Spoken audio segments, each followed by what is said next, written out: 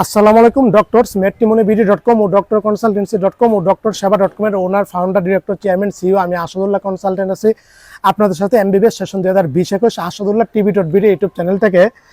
আজকে একটা দীর্ঘ আলোচনা করব আপনাদের সামনে। সেটা হলো যে আদ্দিন মেডিকেল কলেজ সম্পর্কে, Ad-din women's medical college Dhaka মগবাজারে যেটা অবস্থিত, এই মেডিকেল কলেজ সম্পর্কে আজকে আমি বিস্তারিত আলোচনা করব। দেখুন যে আপনারা জানেন যে, আচ্ছা আমি আগে বলে রাখি, গত 1 বছর কি 1.5 বছর পূর্বে, 1.5 বছর আগে আমি কিন্তু এই আদ্দিন মেডিকেল কলেজ নিয়ে একটা কন্টেন্ট তৈরি করেছিলাম। সেখানে নেগেটিভ কন্টেন্ট তৈরি করে দিয়েছিলাম, বুঝতে পারছেন? কন্টেন্টটা আমি আজকে ডিলিট করে দিয়ে দিছি। তো এখন আজকে সেই আসাদুল্লাহ যে আদ্দিন নিয়ে নেগেটিভ কন্টেন্ট তৈরি করেছিল, আজকে আমি এই আদ্দিন নিয়ে, যখন এই আদ্দিন মেডিকেল কলেজের উপর অন্যায়, অত্যাচার, জুলুম, নির্যাতন, এমনকি একটা প্রতিহিংসা ইচ্ছা করে করা হচ্ছে, সেটার পক্ষে নিয়ে আজকে আমি কথা বলবো। যেখানে অন্যায় হবে সে অন্যায়ের অবশ্যই আমি করব।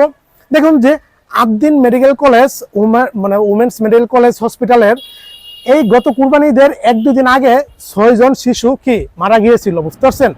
আমরা অবশ্যই শোকাহত, বেদনাকাতর, বেদনাবিধুর এবং সমবেদনা প্রকাশ করতেছি এই 6 জন শিশুর পরিবারের প্রতি, এমনকি যেন আল্লাহ তাআলা ওদেরকে ধৈর্য ধরার তৌফিক দান করুক।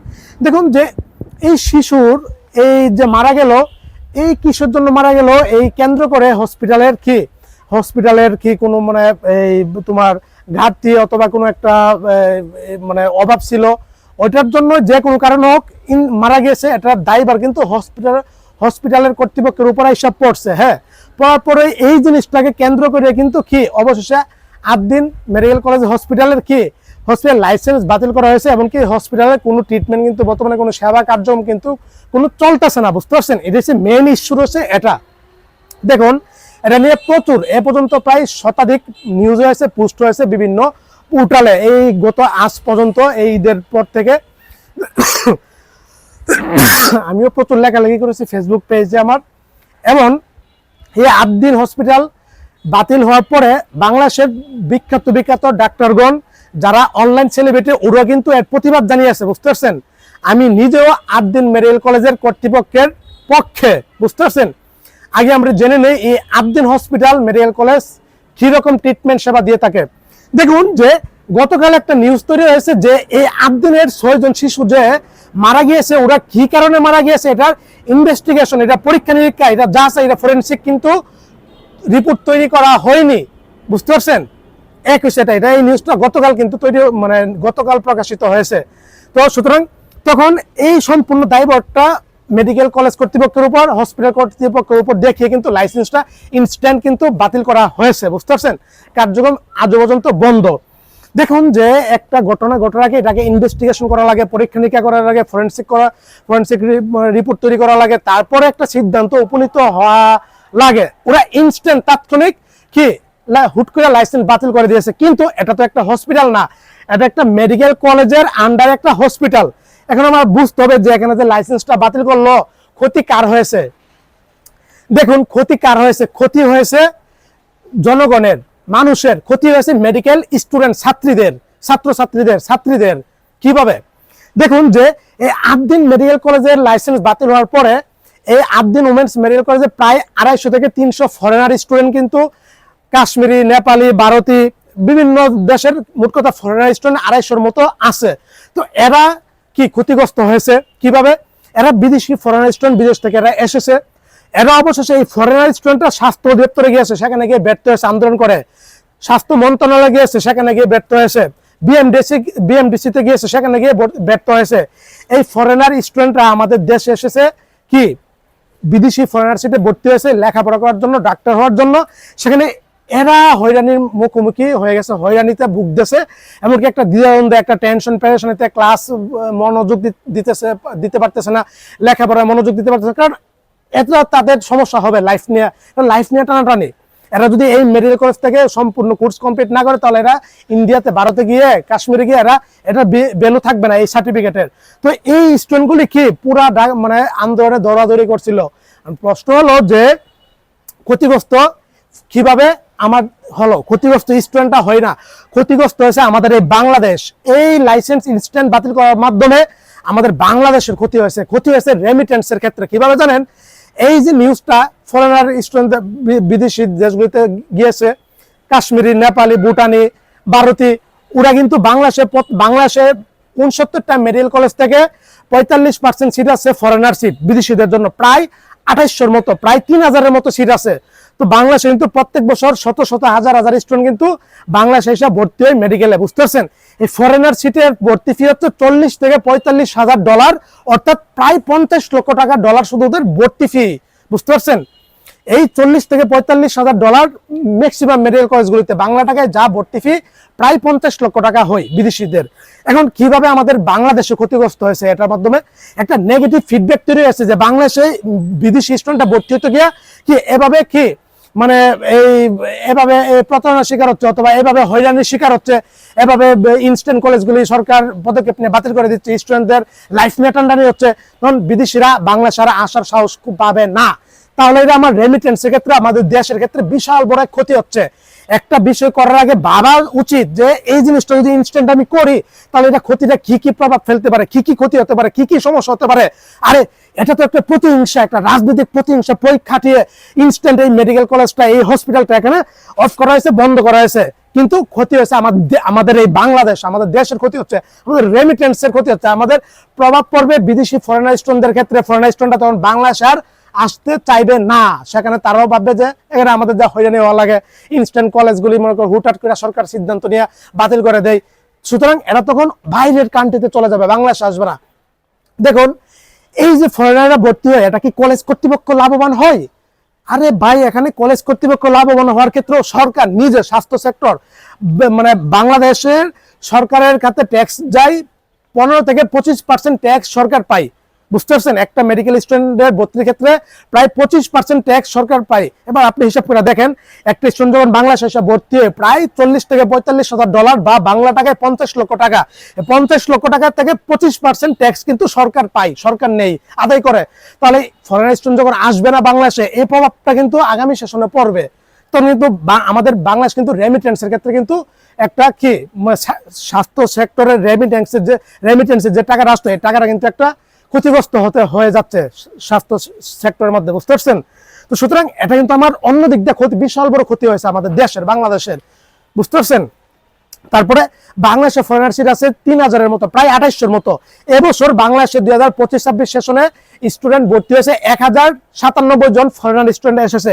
অথচ বিগত 4-5 বছর আগেও কিন্তু ফরেনার স্টুডেন্ট বাংলাদেশে আসতো 1500, 2000, 2500 এরকম। কিন্তু সাম্প্রতিক বছরগুলিতে কেন বিদেশি স্টুডেন্টরা বাংলাদেশে কম আসতেছে, 1000-এর মতো আসতেছে, সিট তো আছে প্রায় 3000, কেন?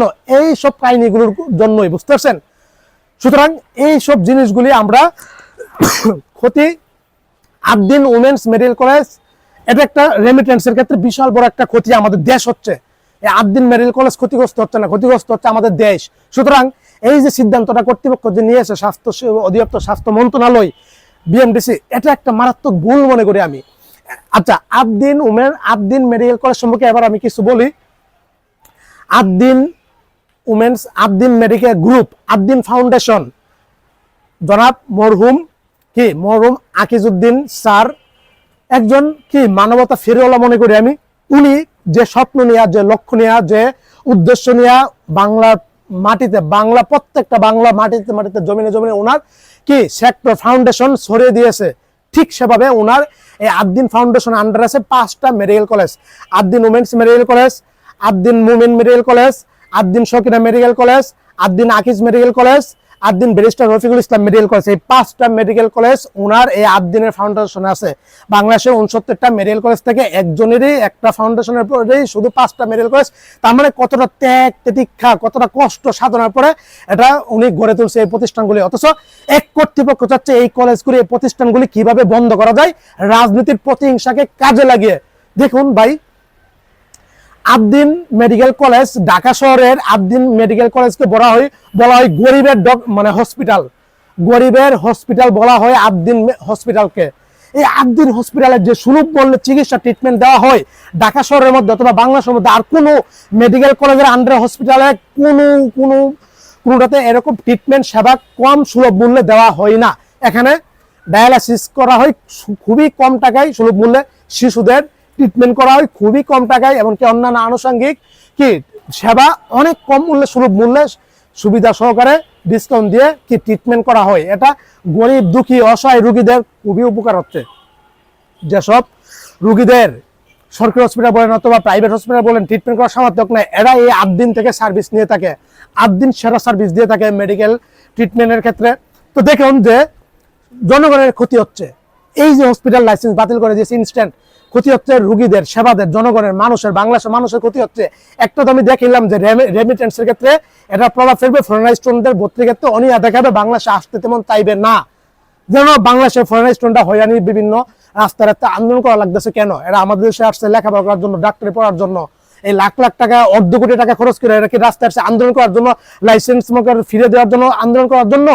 এই জিনিসটা বোঝা দরকার ছিল। একটা হচ্ছে ক্ষতিগ্রস্ত হচ্ছে রেমিটেন্সের দিক দিয়ে, আরেকটা ক্ষতিগ্রস্ত হচ্ছে আমাদের গরিব অসহায় মানে রোগীগুলি যে সুলভ মূল্যে কম টাকায় যে ট্রিটমেন্ট করতে 8 দিন হসপিটাল থেকে, এরা সেটা থেকে বঞ্চিত হয়ে গেছে।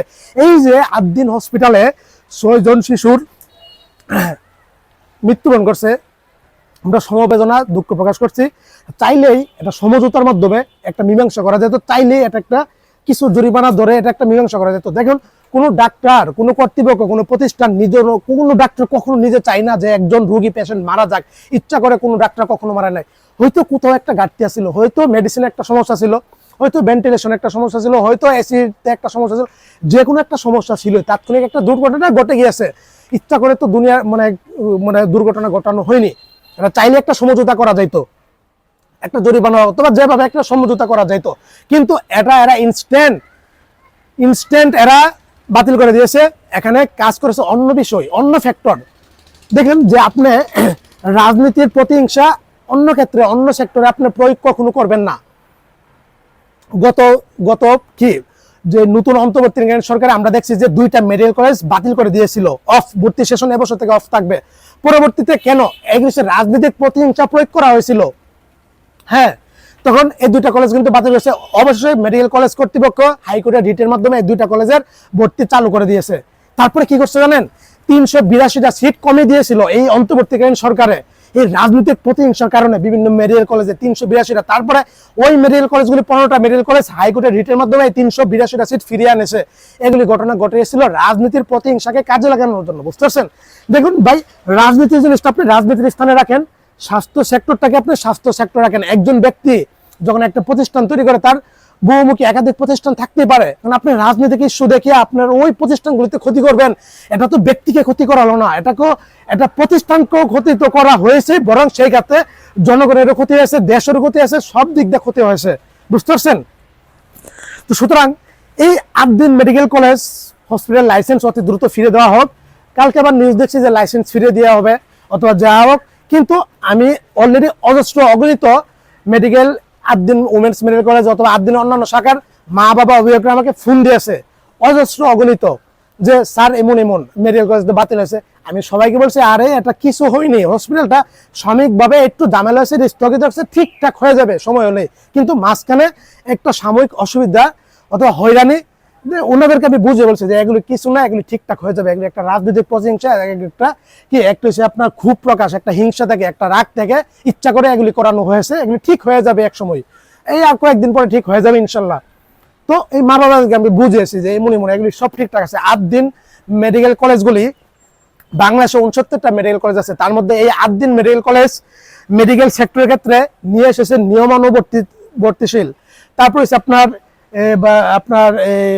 একটা হচ্ছে নিয়ম শৃঙ্খলা নিয়ে এসেছে, এবং কিভাবে দিন মানে এই মেডিকেল সেক্টরে দিন কিভাবে পালন করা যায়, দিনের জিনিসটা নিয়ে এসেছে। এই 8 দিনের মেডিকেল কলেজ স্টুডেন্টগুলিকে একটা সুন্দর একটা পর্দার আড়ালে, একটা হিজাবের আড়ালে আবৃত করে ফেলেছে।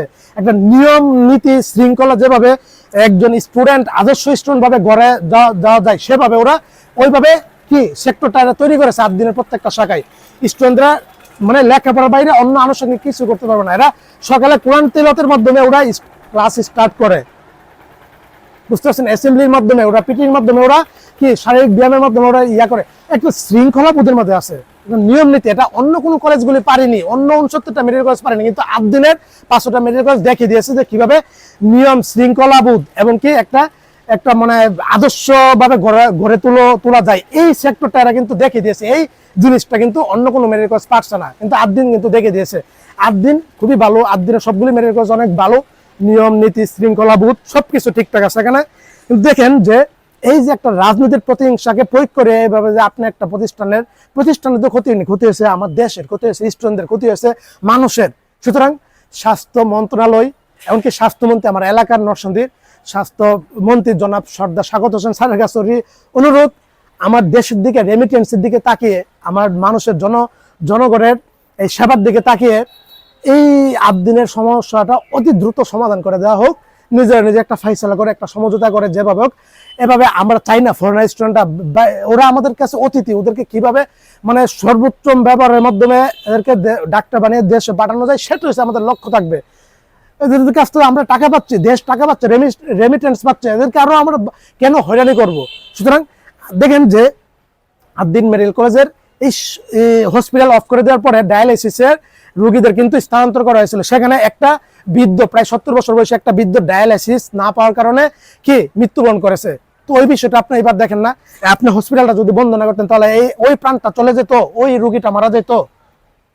বাংলাদেশে তো আরো অজস্র অগণিত হাজার হাজার হসপিটাল মেডিকেল কলেজ আছে, এগুলিতে প্রতিনিয়ত মারা যাচ্ছে, ওইগুলি তো ওইভাবে করা হয় না। কিন্তু আপনি আদ্দিনে একটা ছোটখাটো একটা ভুল পেয়েছেন, সেটাকে আপনি ধৈরা একদম মানে এটার পিছনে লাগিয়ে আছেন, এটার পিছনে যা এই জিনিসটা কিন্তু প্রতিহিংসা থেকে হয়েছে। এটা মানুষ বুঝে, বাংলাদেশ জনগণ বুঝে কোনটা প্রতিহিংসা থেকে, রাজনৈতিক প্রতিহিংসা থেকে, কোনটা কি থেকে, এটা বুঝে। সুতরাং এই জিনিসটা আমরা চাই না। আমরা চাই সবগুলি মেডিকেল কলেজ প্রতিষ্ঠিত হয়েছে, এগুলি কিভাবে উন্নত করা যায়, কিভাবে সঠিকভাবে নিয়ম নীতিভাবে চলা যায়। আপনি আদ্দিনকে সুযোগ দিতে পারতেন, আপনি সমঝোতা করতে পারতেন, আপনি ওদেরকে ভুলটা ধরে দিয়ে সংশোধন করতে পারতেন, কিন্তু সেটা না করে কিন্তু একটা অন্যরকম একটা পরিস্থিতি ক্রিয়েট করে ফেলেছেন। এটা আসলে কাম্য নয়। আমরা চাই এগুলি সবগুলো অত দ্রুত সমস্যার সমাধান হয়ে যাক। দেখেন যে আমি আদ্দিন নিয়ে আমি কেন পজিটিভ বলতেছি, এগুলি অন্যায় করা হচ্ছে, এটা অন্যায় করা হচ্ছে, এটার পক্ষে অন্যায় করা হচ্ছে, সেটা হচ্ছে অন্যের পক্ষে থেকে আমি আমার স্থান থেকে আমি কি প্রতিবাদ জানাচ্ছি। এটা আমার দেশ ক্ষতি হচ্ছে, আমার সব দিক দিয়ে ক্ষতি হচ্ছে, দেশের ক্ষতি হচ্ছে। আমি তো চাবো না যে আমার দেশের রেমিটেন্সের ক্ষতি হোক, আমাদের মানুষের অসহায় রোগীদের ক্ষতি হোক। সুতরাং এই জিনিসটা স্বাস্থ্য মন্ত্রণালয় এমনকি স্বাস্থ্যমন্ত্রীর কাছে অনুরোধ, জিনিসটা একটা সমঝোতা করে সব ঠিকঠাক করে দিয়ে দেন, স্টুডেন্টদের জন্য হয়রানি না করা হয়, ফরেনার স্টুডেন্টদের এমনকি সবকিছু ঠিকঠাক করে দেন। এই হসপিটাল বন্ধ থাকলে তাহলে third year, fourth year, fifth year এমনকি ইন্টার্নিরা, এরা ইন্টার্নি প্র্যাকটিস করবে কোথায়, ওয়ার্ক করবে কোথায়? একটা মেডিকেল কলেজে আন্ডার একটা হসপিটাল থাকা লাগে, তখন ওয়ার্ক করে থার্ড ইয়ার থেকে এমবিবিএস থার্ড ইয়ার থেকে ওয়ার্ক করা লাগে। আপনি যে হসপিটাল বন্ধ করেছেন, তারা স্টুডেন্টগুলি ওয়ার্ক করবে কোথায়? এটা হয়রানি না? একটা জিনিস বন্ধ করার আগে ভাবা উচিত যে এটা কি কি প্রভাব ফেলতে পারে, কি কি সমস্যা হতে পারে, কি কি বিঘ্ন হতে পারে। সুতরাং অতি দ্রুত রিকোয়েস্ট, অনুরোধ, এই জিনিসগুলি সমস্যার সমাধান করে দেওয়া হোক। এই ছিল। সবাই ভালো থাকবেন, সুস্থ থাকবেন, সবার জন্য শুভকামনা রইল। আদ্দিন ফাউন্ডেশনের, আদ্দিনের সকল প্রতিষ্ঠান, শিক্ষা প্রতিষ্ঠান ইনশাল্লাহ আছে বাংলা মাটিতে, থাকবে ইনশাল্লাহ চিরকাল ইনশাল্লাহ, সেই দোয়া করি। এমনকি এই আদ্দিনের প্রতিষ্ঠান দ্বারা, আদ্দিন ফাউন্ডেশন দ্বারা কি জনাব মরহুম আকিজউদ্দিন স্যারের এই ফাউন্ডেশন দ্বারা বাংলাদেশের মানুষ কোনো না কোনোভাবে উপকৃত হচ্ছে, আমরা প্রতিনিয়ত উপকৃত। আদ্দিন আকিজ কোম্পানির আমরা পণ্য ব্যবহার করতেছি নিত্যদিনকার, এমনকি সেবা নিচ্ছি, সব দিক দিয়ে কিন্তু সুবিধা পাচ্ছি, বুঝতে পারছেন? একটা ফাউন্ডেশন হেড করে একটা প্রতিহিংসার মাধ্যমে একটা গ্রুপকে এভাবে করে দেওয়া, এটা আমাদের দেশের ক্ষতি মনে করি আমি, জনগণের ক্ষতি, মানুষের ক্ষতি। সুতরাং এই জিনিসগুলি ফয়সালা করে অতি দ্রুত এটার কি সবকিছু একটা সলিউশন বের করে দিয়ে সবকিছু পূর্বের নেই চলার একটা সুযোগ করে দেন। এই ছিল। সবাই ভালো থাকবেন, সুস্থ থাকবেন। আসসালামু আলাইকুম ওয়া রাহমাতুল্লাহি ওয়া বারাকাতুহু।